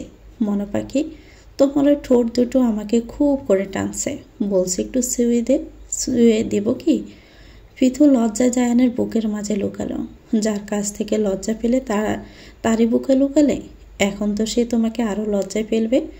আজ তোমার সমস্ত লজ্জা দূর করে দিব জান। আমি তোমার প্রতিটি নিঃশ্বাসে মিশে যেতে চাই। পৃথু জায়ানের দিকে তাকিয়ে চোখ বন্ধ করে মুখটা এগিয়ে দেয়। জায়ান দেরি না করে প্রেয়সীকে আপন করতে থাকে। শত যন্ত্রণার মাঝে এত সুখ পৃথু আগে জানেনি। জায়ান তাকে সেই সুখের সাথে পরিচয় করিয়ে দিল। দুটি দেহ মিলেমিশে একাকার হয়ে গেল। পৃথু ক্লান্ত হয়ে জায়ানের বুকের উপর পড়ে আছে। গুম গুম চোখে একটি সুখের সংসারের স্বপ্ন দেখে জায়ানের বুকের উপরে ঘুমিয়ে পড়ে। সকালে ঘুম ভাঙলে দেখে ও জায়ানের সাথে মিশে আছে। নিজের দিকে তাকিয়ে দেখে জায়ানের টি শার্ট পরে আছে। এই টি শার্টটা কাল জায়ানের গায়ে ছিল। নিজের নাক ডুবিয়ে আবারও জায়ানের ঘ্রাণ নিতে চাইলে জায়ান ওকে ধরে নিজের বুকে ফেলে দেয়। ওইটা থেকে না নিয়ে আমার থেকে এসে নিতে পারো। আমার টি শার্টে তো তোমাকে ভালোই মানিয়েছে। হ্যাঁ, এখন থেকে প্রতিদিন তোমার টি শার্ট পরবো। সেই থেকে প্রতিদিন পৃথু জায়ানের টি শার্ট পরে ঘুম থেকে উঠত। পৃথু কাজলের ডাকে অতীত থেকে বর্তমানে চলে আসে। নামাজ পড়ে খেতে আসো আপাই। জায়ান আমার মনটা এভাবে না ভাঙলেও পারত। সত্যি মিথ্যে যাচাই না করে আমাকে শাস্তি দিলে আমিও জিয়ামু মিথুলার মেয়ে কখনো তোমাকে ক্ষমা করব না। যে ছেলে 3 বছর প্রেম ও 3 মাসের সংসার করে আমাকে নিয়ে খেলতে পারে সে কখনোই ভালো ছেলে হয় না। অবশ্য তোমার বোন যে টাইপের, তুমি আর কতই ভালো হবে জানা আছে। আমি আমার বাচ্চার উপর তোমার ছায়াও পড়তে দিব না জায়ান। তুমি নারীর ভালোবাসা দেখেছ, এখন থেকে ঘৃণাটাও দেখবে। পরে পৃথু নামাজ পড়ে সন্তানের সুস্থতার জন্য দোয়া চাই। কাজল আবার এসে ওকে ডেকে নিয়ে খেতে চায়। রহমত বলছে, খেতে খেতে পৃথু তুই আবার কেনাকাটা করতে গেলি কেন? তার উপরে এই সময় এত বাহিরে ঘোরাঘুরি করা কিন্তু ঠিক না। কিচ্ছু হবে না চাচা, আমার মন চাইছিল আমার সাধ্য মতো তোমাদেরকে কিছু দিতে। তোমরা আমাকে সন্তানের মতো আগলে রেখেছ। কজনই বা তা করে? তাই এটাকে অপচয় না, আমার ভালোবাসা দেখো। তোর সাথে কথায় পারবো না, হেরে আশার সাথে কথা হয়। না চাচি, আশা মা না করেছে। সে বুঝে আমাকে কল দিবে। যদি কোনো কারণে ওরা জানতে পারে তাহলে আমি শিওর ওরা আমার বাচ্চাটার ক্ষতি করতে চাইবে। তুলি তো কখনোই চাইবেন আমি জায়ানের বাচ্চা জন্ম দেই। দেখা যাবে লোক দিয়ে আমার বাচ্চাকে পৃথিবীর আলোয় দেখতে না দিল। জ্যোতি তো আছেই, বাইকে বানিয়ে বানিয়ে বলে ক্ষতি করাবে। আচ্ছা, খেয়ে জেগে থাকিস না, ঘুমিয়ে পড়িস। কাল তো ছুটির দিন, কি খাবি বলতো? তুমি যাই রাধো তাই ভালো লাগে, তাই আমার বিশেষ কোনো পছন্দ নেই। সব খাবারই আমার ফেভারিট। ঠিকই বলছো আপাই, আমারও বড় মার হাতের রান্না খুব ভালো লাগে। হয়েছে, আর বলতে হবে না। চিন্তা করছি কাল কাচ্চি রান্না করব। কাজল লাফিয়ে উঠে ইয়াহু বলে, কাল আমাদের একটা বড় সড়ো পার্টি হয়ে যাবে। হ্যাঁ চাচি, সেটাই ভালো হবে। আমাদের কাজল এত ভালো একটা রেজাল্ট করলো, ওকে তো একটা ট্রিট দিতেই হয়। কাজল বলছে, আমার এত কিছু লাগবে না। বড় মা বাবা আমাকে যে ভালোবাসা দিয়েছে তাতেই আমি ধন্য। এই বাড়িতে কাজের মেয়ে হয়ে এসেছিলাম, কিন্তু দেখো কপাল গুণে তাদের মেয়ে হয়ে গেলাম। তোমার মতো একটা বড় বোনও পেলাম। তুমি আমাকে না পড়ালে আমি এত ভালো রেজাল্ট করতেই পারতাম না পাই। যা পাগল মেয়ে, তুই তো খুব আদুরে একটা মেয়ে, তোকে এই জন্যই তো আমরা সবাই ভালোবাসি। আজ 2 মাস জায়ান ঠিক মতো অফিস করে না, এখানে ওখানে পিথুলাকে খুঁজে চলছে। এদিকে জামশেদ দেখে এভাবে চলতে থাকলে ব্যবসা লাঠে উঠবে, তাই মনে মনে একটা ফন্দি বের করে। এখন ছেলের সাথে গিয়ে ওই মেয়েকে নিয়ে আসি, বাচ্চাটা হলে তখন মিথ্যে বলে বাচ্চাটাকে রেখে ডিভোর্স করিয়ে মেয়েটাকে বের করে দিব। এতে সাপও মরবে, লাঠিও ভাঙবে না। জামশেদ বলছে, জায়ান চল বাবা, আমি আমার ভুল বুঝতে পেরেছি। আমরা সেই এতিমখানাতে গিয়ে বৌমার খোঁজ নিয়ে আসি। ধন সম্পদ দিয়ে কী করব? যদি আমার ছেলের মনেই সুখ না থাকে। কাবেরী চলো তো, আমরা এখনই গিয়ে বৌমার খোঁজ নিব। সত্যি আব্বু, তুমি যাবে আমার সাথে? জায়ান ওর বন্ধুদের খবর দিয়ে বাবা মাকে নিয়ে সে এতিমখানায় যায়। গাড়ি থেকে নেমে জামশেদ এতিমখানাটার দিকে তাকালো। যখন জান্নাতকে এখানে রেখে গিয়েছিলাম তখন মেয়েটা তার পা ধরে কত কান্নাকাটি করেছিল। ও বড় মার কাছে থাকবে, তাকে কেন এখানে রেখে যাচ্ছ বড় বাবা? কাবেরী খুব আদর করতো জান্নাতকে, তাই তো কাবেরী মেয়ের স্কুলে গেলে সে জান্নাতকে এখানে রেখে যায়। এটা নিয়ে তাদের মাঝে কত ঝগড়া হয়েছে সেটা বলার বাহিরে। তিনি একটা বিশেষ কারণে জিএমের মেয়েকে দেখতে পারে না, তাই তো এখানে রেখে যেতে তার একটুও কষ্ট হয়নি, বরং ওর চিৎকার করে আকুতি করাতে তার মনে খুব আনন্দ লেগেছিল। জায়ান বাবা মাকে নিয়ে অফিস রুমে বসে। আশা মেয়েদের রুমে ছিল, তাকে খবর দেওয়াতে সে অফিস রুমের দিকে যায়। অফিসের রুমে ঢুকে দেখে অনেকগুলো লোক, ভালো করে দেখে জায়ানও আছে। তুমি আবারও এখানে এসেছ?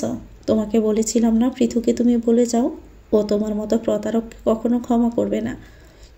জামশেদ বলছে, আপনি শুধু আমাদের বৌমার সাথে দেখা করান, বাকিটা আমরা দেখে নিব। যা হয়েছে তা বলে যেতে বলেন, তাতে উভয় পক্ষেরই লাভ। আপনি আমার ছেলের সাথে একটু ভালো ব্যবহার করেন। আশা বসতে নিয়ে যে কথাটা বলেছে তার দিকে তাকায়। জামশেদকে দেখে চিনে ফেলে, কারণ আশা সবসময় জামশেদের খোঁজ নিয়েছে। ভেবেছে ফিতু একটু মাথা গোঁজার ঠাঁই হলে ওর স্বামীকে বলবে ফিতুর বাবার রেখে যাওয়া সম্পদের কথা, ওটাতে ওর হক আছে। আশা জামশেদকে দেখেই হেসে দেয়। জামশেদ শেখ অনেক বছর পর এতিমখানাতে আসলেন, তাই এসে একবারও জানতে ইচ্ছে হচ্ছে না বাতিজি কেমন আছে, নাকি সম্পদের জন্য ওকে মৃত বানিয়ে সব হাতিয়ে নিয়েছেন। আশার কথায় ঘরের সবাই অবাক হয়ে যায়। কাবেরী বলছে, তার মানে আমাদের জান্নাত এখানে? কোথায় আমাদের জান্নাত? ওকে একটু দেখতে চাই আপা, প্লিজ একটু ডেকে দিন। আশা বলছে, এই ছেলেটা আপনাদের ছেলে তাই না? কাবেরী মাথা নাড়ায়।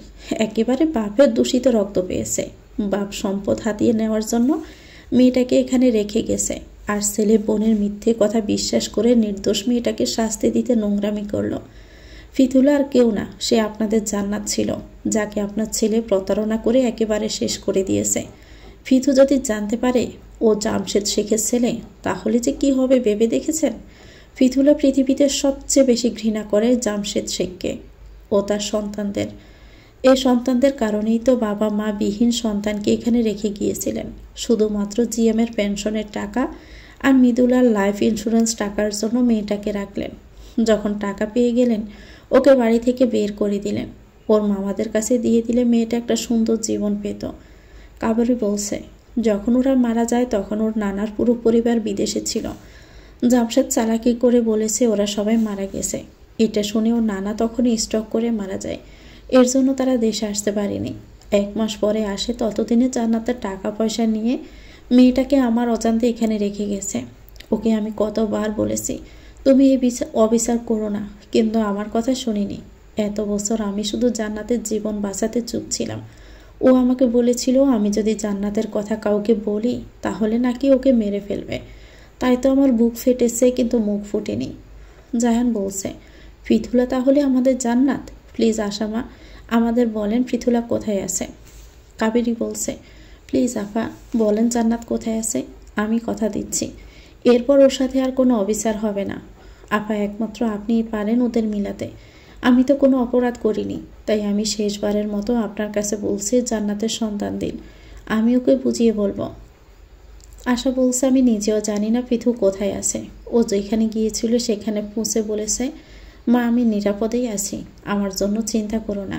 যেহেতু আমাদের বিয়েটা আসলেই হয়েছিল, তাই বাবু হলে আমি ডিভোর্স লেটার পাঠিয়ে দিব, তারপরেও আমাকে বলেনি কোথায় আছে।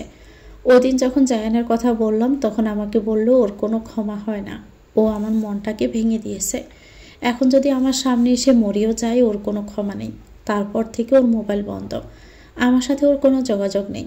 আপনার ছেলের সাথে আমি মেয়েটাকে হারিয়ে ফেললাম, জানি না মেয়েটা কোথায় আছে। জামশেদ শেখ পিতুলার সাথে যা করেছেন তার জন্য আল্লাহ আপনাকে ছাড়বে না। জীবনে তো অনেক পাপ করেছেন, আর সেই পাপের শাস্তি একদিন পাবেন। ওরা সবাই চলে গেলে রাবেয়া বলল, আপা যদি আমাদের মিথ্যে ওরা ধরে ফেলে? পারবে না, আমি পিতুর সাথে কথা বলে সব করেছি। ওরা পুরো চট্টগ্রাম খুঁজেও পিতুকে পাবে না, তাই কোনো চিন্তা করো না। শুধু খেয়াল রাখবে যাতে ওরা আবার এসে এখানকার কারোর সাথে কথা বলতে না পারে। সবাই নিরাশ হয়ে বাড়িতে আসে। জায়ান আরও বেশি ভেঙে পড়ে। কাবেরীও এসে কাঁদতে কাঁদতে বলল, তোরা বাপ ছেলে মিলে ওই মেয়েটাকে পেয়েছিলি, আল্লাহ তোদের বিচার করবে। তোর হারামি বোন কই? হ্যাঁ, চরিত্রহীন মেয়ে, ওর জন্যই সব হয়েছে। ছোট থাকতেই ওর কারণে জান্নাত এই বাড়ি থেকে বিদায় করেছে, এখনও ওর কারণেই মেয়েটার জীবন শেষ হলো। সারা বাড়ি খুঁজেও জ্যোতিকে পায় না। পরে কাবেরী নিজের রুমে গিয়ে দেখে আলমারি খোলা, দৌড়ে যায় সেখানে, গিয়ে দেখে তার টাকা পয়সা যত গহনা ছিল সব নেই। সেখানে একটা নোট লিখে রাখা, আমাকে খুঁজো না, আমি রাকিবের সাথে চলে গেলাম, আমার পাওনাগুলো আমি নিয়ে গেলাম, তোমার ছেলের বউকে নতুন করে গহনা বানিয়ে দিও। জামশেদ বলছে, মেয়ে বউয়ের টাকা পয়সা নিয়ে পালিয়েছে শুনে দৌড়ে তার লকারের কাছে যায়। সেখানে সব ঠিকঠাক, তারপরেও পাসওয়ার্ড দিয়ে খুলে দেখে ভিতরের 1 কোটি টাকার হীরা গায়েব। এই হীরা সে কয়েকদিন পরে পার্টিকে দিবে। এখন পার্টি হীরা চাইলে কি করবে? সব কিছুর আড়ালে সে চোরা কারবারির ব্যবসা করত। সময় মতো মাল দিতে না পারলে তাকে এর মূল্য দিতে হবে। মেয়ে তার সর্বনাশ করে বাড়ি থেকে পালিয়েছে। সেই ধোঁকা মেনে নিতে পারে না, সেখানে স্ট্রোক করে পড়ে যায়। জায়ান তাকে নিয়ে দ্রুত হসপিটালে ছোটে। কাবেরী ভেবে পায় না এই ছোট্ট লকারে কি এমন ছিল যার কারণে তার স্বামী অসুস্থ হয়ে পড়ল। মাহিন আহমেদ আজ একটা ডিলের জন্য অ্যাশকে কোম্পানিতে যায়। সেখানে একটা মেয়েকে দেখে তার মনে হয়েছিল তার বোন মৃদুলা বসে আছে। ডিল সাইন করে সে বাড়িতে চলে আসে। মৃত বোনের মতো কাউকে দেখতে পেয়ে সে খুব ভেঙে পড়ে। তার স্ত্রী রাজি 1 গ্লাস পানি নিয়ে তাকে দেয়। সে খেয়ে চুপ করে বসে থাকে। কি হয়েছে তোমার? তোমাকে কেমন যেন লাগছে? আসলে একটা ডিলের জন্য অ্যাশকে কোম্পানিতে যাই, সেখানে আমাদের মৃদুলার মতো একটা মেয়েকে দেখতে পাই। মেয়েটাকে দেখে আমার খুব খারাপ লাগছে। আমার বোনটাকে মাটি পর্যন্ত দিতে পারলাম না। এভাবে ভেঙে পড়লে হবে? মেয়েটার সাথে কথা বলো, তাহলেই তো তোমার ভালো লাগতো। মেয়েটা প্রেগনেন্ট, তাই কাজ শেষে কথা বলতে চাইছিলাম, কিন্তু ও খেতে চলে গেছে। অনেকক্ষণ বোরকা পরে কাজ করেছে, আর ওর নাকি প্রচুর ক্ষুধা লাগছে, তাই সোলাইমানকে বলে খেতে চলে যাই। পিছন থেকে একজন বলল, তাহলে লোক দিয়ে খবর নাও, আসলে মেয়েটা কে? তোমাকে দিয়ে কাজ হবে না, আমি দেখছি। তুমি এখন রুমে গিয়ে রেস্ট করো। তারপর একজনকে কল করে মেয়েটার সমস্ত কিছুর ব্যাপারে খোঁজ নিতে বলে বাড়ি থেকে বেরিয়ে যায়। রাজিয়া তার যাওয়ার দিকে তাকিয়ে একটা দীর্ঘশ্বাস ফেলে। মনে মনে বলে, কোনো কারণে যদি মৃদুলার মেয়েটা বেঁচে থাকতো তাহলে ওদের মনে কিছুটা কষ্টটা কমতো। আমি কোনো কথা শুনতে চাই না, যেভাবে পারো মেয়েটার খবর নাও। মেয়েটা কে, কোথা থেকে এসেছে, আর এখন কোথায় থাকে, আমাকে 3 দিনের মধ্যে জানাবে, তা না হলে তোমাদের খবর আছে। মাহিন আহমেদ, স্ত্রী রাজিয়া বেগম, বড় ছেলে মেহরাব, মেয়ে মাহিরা, ছোট্ট ছেলে জিয়া। মাহবুব আহমেদ, স্ত্রী ইতি, ছেলে ইয়াস, মেয়ে মিতু। মা দিলারা বেগম, বাবা মৃত মাহতাব আহমেদ। ছেলেটার ধমকে ওদের ফিসলে চমকে যায়। যা একরোখা ছেলে, কাজের একটু হেরফের হলে ওদের নিস্তার নাই, তাই তো সবাই কাজে লেগে পড়ে। কয়েকদিন পরে মাহিন ও মাহবুব 2 ভাই যায় সে অফিসে ডিলের ব্যাপারে কথা বলতে। তখনই সোলাইমান ফিথুলাকে সবগুলো কাগজ নিয়ে অফিস রুমে আসতে বলে লিলিকে সাথে নিয়ে। লিলি ও ফিথুলা ভিতরে এসে তাদেরকে সালাম দেয়। মাহবুব ফিথুলাকে দেখে দাঁড়িয়ে পড়ল। বাইরের দিকে তাকিয়ে ফিথুলাকে বলল, তোমার? তখনই সেখানে মেহরাব আসে। ফিথুলাকে কিছু বলবে তার আগে মেহরাব বলে ওঠে, অনুমতি না নিয়ে এখানে চলে এলাম। মিসেস আপনারা একটু পরে আসুন, ওনাদের সাথে আমার কথা আছে। লিলি আর ফিথুলা কেবিন থেকে চলে যায়। তখনই মাহবুব বলে, মেহরাবও দেখতে আমাদের মৃদুলার মতো হয়েছে, ওর সাথে কথা বলতে চাই। তুমি আশাতে বলতে পারিনি, আবার ওদেরকে কেন বাহিরে পাঠিয়ে দিলে সেটা পরে বলছি। তার আগে নিজেদের আবেগ নিজেদের মধ্যে রাখো। ও তোমাদের বোন মৃদুলারই মেয়ে। ওর সম্পর্কে যা জেনেছি তা শুনলে তোমাদের রুহু কেঁপে উঠবে। তাই বাসায় চলো, সেখানেই তোমাদের সব বলছি। সোলোম্যান বলছে, মাহিন সাহেব, আমি আপনাদের কথা কিছুই বুঝতে পারছি না। পৃথুলা আপনার ভাগ্নি হলে মৃদুলা আপনার বোন ছিল, তাহলে এত বছর ওকে আপনাদের কাছে নিয়ে রাখলেন না কেন? আমি মৃদুলার ক্লাসমেট ছিলাম, তাই ওর পরিবারের সম্পর্কে জানি না। তবে মৃদুলা খুব প্রতিবাদী মেয়ে ছিল। জিএমের সাথে একটা কেসের ব্যাপারে কথা হলে তখন ওদের প্রেম হয়, তারপর নাকি বিয়ে করে। তখনই আমিও চট্টগ্রাম থেকে ঢাকায় চলে আসি। পরে ওর সাথে এত কিছু হয়েছে আমি জানতে পারিনি। ওই দিন রহমত পৃথুলাকে এখানে নিয়ে আসে। ইন্টারভিউ নেওয়ার পরে ওর বায়ো দেখি, তখন বাবা মায়ের নাম দেখে বুঝতে পারি ও মৃদুলার মেয়ে। তখনই জানতে পারি ওরা দুজন মারা গেলে পৃথুলা এতিমখানাতে বড় হয়। আমি ভেবেছিলাম মৃদুলা বাবা মায়ের একমাত্র সন্তান ছিল হয়তো, তাই বেশি কিছু ঘাটিনি। এখন দেখছি এখানেও রহস্যে ভরা। আপনারা জানতেন না পৃথুলা বেঁচে আছে? মৃদুলা কি আপনাদের সাথে কোনো কারণে সম্পর্ক নষ্ট করেছিল, যার জন্য এমনটা হয়েছিল? মেহেরা বলছে, আপনি এখন আমার সাথে আমাদের বাড়িতে চলেন, তখন সব বলবো। তা না হলে এই দুজন ভাইকে সামলানো মুশকিল হয়ে যাবে। মেহেরাব তাদেরকে নিয়ে বাসায় আসে। এদিকে লিলি আর পৃথুলা ভেবে পায় না কি এমন কথা হলো, স্যার তাদের সাথে বাহিরে চলে গেল। বাসায় আসলে সবাই ড্রয়িং রুমে বসে, তখন রাজিয়া ও ইতি তাদের জন্য নাস্তা পানি নিয়ে আসে। মেহেরাব বলছে, পৃথুলার বড় চাচা আমাদের কাছে বলেছে ওরা সবাই মারা গেছে। ফুপি ফুফা স্পট ডেট হয় আর পৃথুলাকে হাসপাতালে নেওয়ার পরে মারা যায়। এটা শুনে দাদা তখনই স্ট্রোক করে মারা যায়। এজন্য আমরা তখন দেশে আসতে পারিনি। তাদের মৃত দেখলেও পৃথুলার মুখটা দেখায়নি। ওর নাকি মুখ অনেক জলসে গিয়েছিল। লাশ বাহিরে বেশিক্ষণ রাখবে না, তাই তাড়াতাড়ি মাটি দিয়ে ফেলে। 1 মাস পরে যখন আমরা দেশে আসি, তখন তাদের 3 জনকে কবর দেখে জিয়ারত করে আসি। এবার বলি কেন ওর চাচা আমাদের মিথ্যে বলেছিল। ফুফার পেনশনের টাকার, পুফির লাইফ ইন্স্যুরেন্সের টাকার জন্য এমনটা করেছিল। ওইসব লোকদের বলেছে পৃথুলার নিরাপত্তার জন্য সবার কাছে মৃত বানিয়েছে। ওকে নাকি ঢাকায় হোস্টেলে রেখে লেখাপড়া করাচ্ছে, তাই সব টাকা তিনি একেবারে নিয়ে নিতে চায়। তা না হলে ওই মাদক ব্যবসায়ীরা যেন জেনে যাবে জিএমের মেয়ে বেঁচে আছে। শুধু তাই না, জিএম পুফার সমস্ত সম্পদ তার দখলে। আর জায়ান মানে পৃথুলার হাজব্যান্ড, সে ওর বড় চাচার ছেলে। জায়ান ওর বোন জ্যোতির কথায় পৃথুলাকে সমাজের সামনে ছোট করতে বিয়ের নাটক করেছিল, কিন্তু ভাগ্যের কারণে সেটা নকল বিয়ে না হয়ে আসল বিয়ে হয়ে যায়। এখন এতিমখানার প্রধান আশা বেগম পৃথুলাকে সেভ রাখতে এখানে পাঠিয়ে দেয়।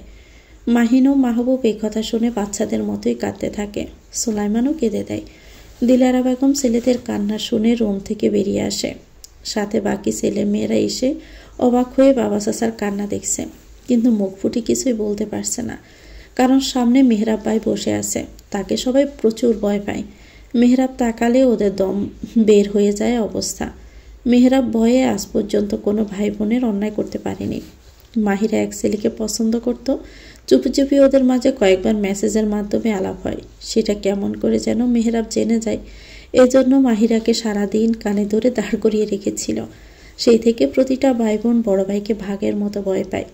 যে ভাই কারণ ছাড়া কারোর সাথে কথা বলে না, সে ভাইয়ের সামনে বাবা চাচা কাঁদছে। সে তাদেরকে কিছু বলছে না, আরও মাথা নিচু করে বসে আছে। একে অপরের মুখের দিকে তাকিয়ে বোঝার চেষ্টা করেছে আসলে ব্যাপারটা কি। ওই মাহি, মাহা, তোরা কান্তস কেন? কি হয়েছে তোগো বাপ? মারে ক, কারো কিছু হয়েছে নি? ও বড় বউ, আমার পোলাগো কি হয়েছে? ওরা পোলা ভাইনের মতো এমন কান দেখে? ও মা, তোমরাও দেখি কান্দাছ। এটা কেডা? হ্যাঁ দেখি কান্দাছে। আমার কো, কার কি হয়েছে? আমার কেমন জানি লাগতেছে। মেহেরা বলছে, দাদি, তোমাকে এখন আমি যে কথা বলবো না সে কথা শুনে তুমিও কাঁদবে। কান্দনের কথা কইলে তো কানমই, তা ওরাও বুঝি এর লাগেই কান্দে। হ দাদি, এখানে বসো, আমি বলছি। দাদি, তোমার মৃদুলার মেয়ে পৃথুলা বেঁচে আছে। ওই দাদু ভাই, মিথ্যা কথা কইস না। আমার মাইয়াডার লগে লগে তোর মাইয়াডাও বলে মইরা গেছে, তাহলে এখন বাইসা এলো কেমনে? ফুফার ভাই আমাদের মিথ্যে বলেছিল, আর পৃথুকে একটা এতিমখানাতে দিয়ে ওর হকের টাকা পয়সা সম্পদ সব নিজে নিয়ে গেছে। ও ভাই, আমার নাতিনটারে আয়না দে, আমি ওরে একটু দেখতে চাই। এনে দিব, তুমি শান্ত হও। পৃথুলার সাথে অনেক কিছু হয়েছে। পরে মেহরাব দাদিকে সব বলল। দিলারা বেগম কন্যা স্বামীর মৃত্যুর পরে স্ট্রোক করে মাথায় সমস্যা হয়। কখনো ভালোভাবে কথা বলে, কখনো আঞ্চলিক ভাষায় কথা বলে, কখনো পুরনো কথা মনে করে কাঁদে, কখনো কিছুই মনে থাকে না। তবে সব সময় মেয়েকে মনে করেই কাঁদে। তার ইচ্ছেতে আজ 5 বছর ধরে তারা অস্ট্রেলিয়া থেকে এখানে এসেছে। দাদি সামনের সপ্তাহে পুফির মৃত্যুবার্ষিকী, তোমার নাতনিকে ডেকে আনবো, আর ওই দিনই আমরা ওর কাছে আমাদের পরিচয় তুলে ধরবো। জামশেদ স্ট্রোক করে এক সাইড প্যারালাইজড হয়ে যায়। এখন যতদিন বাঁচবে ততদিন বিছানায় পড়ে থাকবে। জায়ান এখন ভালোভাবে ব্যবসার হাল ধরল। জায়ানকে ডেকে তার চোরা কারবারির ব্যবসার কথা বলে, আর যদি তার কোটি টাকার হীরা নিয়ে পালিয়েছে সেটাও বলল। ওকে খুঁজে বের করতে বলে। যখন কাবেরী বেগম এই কথা শুনে তখন তাদের উপরে আল্লাহর গজব পড়েছে বলে তিরস্কার করল। জ্যোতির দিন ভালোই কাটছে। বর্তমানে ওর বয়ফ্রেন্ডের সাথে কক্সবাজার আছে। প্রতিটা দিন খুব মধুর মতো কাটছে। নিজেকে খুব ধন্য মনে করছে এমন একটা ছেলের সাথে এসে। রাজিম ওর সব কথা মেনে চলে। ওরা এখানে এসে বিয়ে করেছে। বাবার বাড়িতে যা করে আসছে সেটা নিয়ে ওর মনে কোনো আফসোস নেই। ফিতুলা আসলে এমনিতেও ওর সাথে থাকতে ওর সমস্যা হতো। জায়ান রাতের আকাশের দিকে তাকিয়ে আছে। জীবনের প্রতিটি মুহূর্তে এখন হতাশায় কাটছে। কোথায় গেলে একটু শান্তি পাবো সেটা ভেবে পায় না। তখনই পাশে তাকিয়ে দেখে ফিতুলা বসে আছে। ওকে দেখে মুচকি হাসে।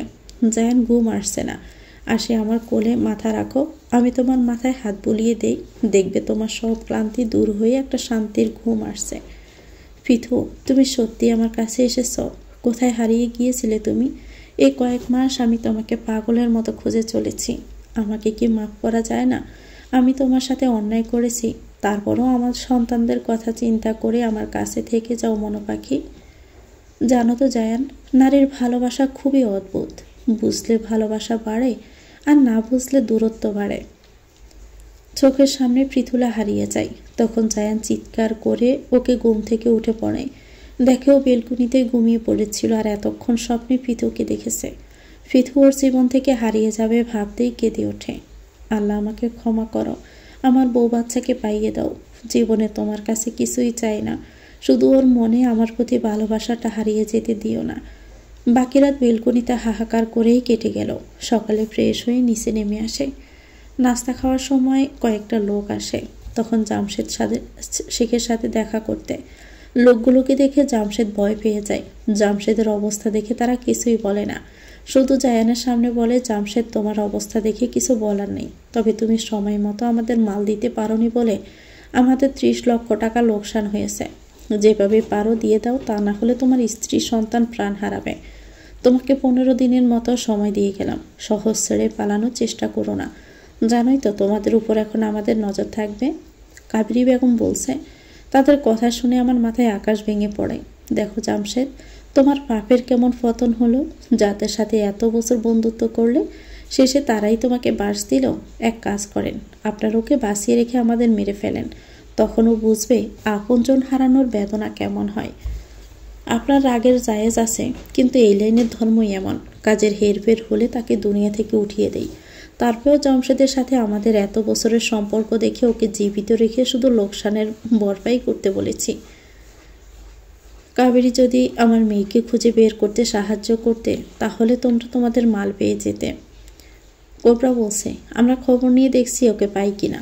যদি পাই তাহলে তোমার লাগ ভালো, তা না হলে টাকা রেডি রেখো। কোবরা দলের সবাই চলে যায়। তখনই কাবেরী হাই হুতাশ করতে থাকে। তোদের উপর আল্লাহর গজব পড়েছে। এতিম মেয়েটাকে নিয়ে খেলেছিস না, এখন দেখ তোদেরকে নিয়ে মানুষ কেমন করে খেলে। জায়ান বাড়ির দলিল নিয়ে ব্যাংকে যেতে চায়। তখনই জামশেদ বলল, জায়ান, তুই যদি তুলিকে বিয়ে করিস তাহলে তুলির বাবাই টাকাটা বললে দিয়ে দিবে। বাবা, আমাকে তুই বাঁচা, ওরা সময় মতো টাকা না পেলে সবাইকে মেরে ফেলবে। আপু, আমি মরতে পছন্দ করব, তারপরেও তুলির মতো মেয়েকে বিয়ে করতে পারবো না। জামশেদ ছেলের মুখের দিকে তাকিয়ে কিছু, তখনই জায়ান বেরিয়ে যায়। আজ তুলিও তুলির বাবা আসে জামশেদকে দেখতে। তখন কাবেরী বাড়ি ছিল না। তারা জামশেদের সাথে কথা বলে চলে যায়। কাজের মেয়েটা আড়াল থেকে তাদের কথা শুনেছে। কাবেরী আসলে সময় বুঝে তাকে সব বলে। এতে কাবেরীর স্বামীর প্রতি খুবই রাগ হয়। রাতে সবাই ডিনার করে শুতে গেলে কাবেরী আসে জায়ানের রুমে। কাবেরী কিছু কথা জায়ানকে বলেই চলে যায়। দুপুরে কাজ করার সময় সুলাইমান এসে সবাইকে ডেকে বলল, আমরা যে নতুন ডিলটা করেছি আহমেদ গ্রুপের সাথে, তার বোনের মৃত্যুবার্ষিকী উপলক্ষে তোমাদের সবাইকে তার বাড়িতে দাওয়াত করেছে। আগামী শুক্রবার তোমরা সবাই যাবে। ফিতুলা, তোমাকে আমি নিয়ে যাব, সাথে তোমার চাচা চাচিও যাবে, আবার আমি তোমাদের পুষিয়ে দেব। স্যার আসলে আমি যেতে চাচ্ছি না, ওই দিন আমার বাবা মায়ের মৃত্যুবার্ষিকী। তুমি কি তাদের জন্য কিছু করবে? যদি বড় করে অনুষ্ঠান না করে তাহলে আমার সাথে চলো। বুঝোই তো নতুন ডিল হয়েছে, তোমাকে না দেখলে কথা শোনাবে। ঠিক আছে স্যার, যাব। আমি আমার সাধ্যমতো মসজিদে মিলাদ পড়াবো আর মাদ্রাসার কয়েকটা বাচ্চাকে বই কিনে দিব। তবে আমি ওইখানে কিছু খেতে পারবো না, আসলে এই দিনে আমি রোজা রাখি। সমস্যা নেই, আমি তোমার পূর্ণ খেয়াল রাখবো। সাথে করে ওই হলুদ ফাইলটা নিয়ে নিও। সাদ চলে গেলে তুহিন নামের একটা ছেলে আসে। এই পৃথুলা, এটা তোমার জন্য। ওদিনে চাটনিটা খেতে তোমার খুব ভালো লেগেছিল বলে মাকে বলে বেশি করে বানিয়ে তোমার জন্য নিয়ে এসেছি। অনেক অনেক ধন্যবাদ তুহিন ভাই, সত্যি ওই দিন আমার খুব ভালো লেগেছিল। আন্টিকে আমার সালাম দিবেন আর তাকে ধন্যবাদ দিবেন। ঠিক আছে, দিব। তুমি কিন্তু সাবধানে চলাফেরা করো, এ সময় একটু অসচেতন হলে বড় বিপদ হবে। তুহিন নিজের ডেস্কে চলে গেলে লিলি বলল, তুহিন দেখছি আজকাল তোমার খুব কেয়ার করে। আসলে ওর বউ বাচ্চা মারা যাওয়ার পরেও কেমন জানি হয়ে গিয়েছিল, এখন তোমাকে দেখে আগের মতো সবার সাথে ভালো ব্যবহার করছে। জানো, ভাবনাও এই অফিসে চাকরি করত, দুজনের প্রেম, তারপরে বিয়ে। কত খুশি ছিল যখন ভাবনা প্রেগনেন্ট হয়, তখন তুহিন সবাইকে ট্রিট দেয়। যখন ওর 8 মাস পরে তখন তুহিনের কথায় চাকরিটা ছেড়ে দেয়, বাড়িতে একা থেকে যায়। সকাল থেকে ওর নাকি মাথা ঘুরছিল, তুহিনকে না করেছিল অফিসে যেতে। আমাদের স্যারও বলেছিল বাড়ি চলে যাও, কিন্তু তুহিন ওই দিন কেন জানি যায়নি। যখন কল করে ওকে পাওয়া যাচ্ছে না তখন দৌড়ে বাড়ি যায়, কিন্তু ততক্ষণে সব শেষ হয়ে গিয়েছিল। খাবার খাওয়ার জন্য বসেছিল, কিছু আনার জন্য উঠতে গিয়ে পড়ে গিয়ে সেখানেই মারা যায়। এরপরে 1 মাস কাজে আসেনি। যখন আসে তখন থেকে আমরা অন্য এক তুহিনকে দেখতে পাই। এই যে আজ 6 বছর হলো সবার থেকে দূরে থাকছে। গ্রামের বাড়ি থেকে বাবা মা ভাই বোনদের এনে ওদেরকে লেখাপড়া করিয়ে বিয়ে দিয়েছে, কিন্তু ওকে বিয়ের কথা বললে বলে আমি একটা দায়িত্ব জ্ঞানহীন ছেলে, আমার সাথে কাউকে জড়ালে তার জীবন চলে যাবে। তাছাড়া আমার অহনার জায়গাতে অন্য কাউকে বসাতে পারবো না। পৃথু তুহিনের দিকে তাকিয়ে ভাবে, কেউ ভালোবেসে প্রতারণা করতে জানে, তো কেউ ভালোবেসে নিঃস্ব হতে জানে। তো ভিউয়ার্স, গল্পটির নাম হচ্ছে নতুন জীবনের সূচনা, লিখেছেন সোনিয়া। এটা গল্পের প্রথম অংশ। পরবর্তী অংশ পেতে চ্যানেলটিকে সাবস্ক্রাইব করে আমাদের সাথে থাকবেন। ভিডিও ভালো লাগলে একটি লাইক দিয়ে দিবেন, কমেন্ট করে জানাবেন কেমন লেগেছে। আল্লাহ হাফেজ, আসসালামু আলাইকুম।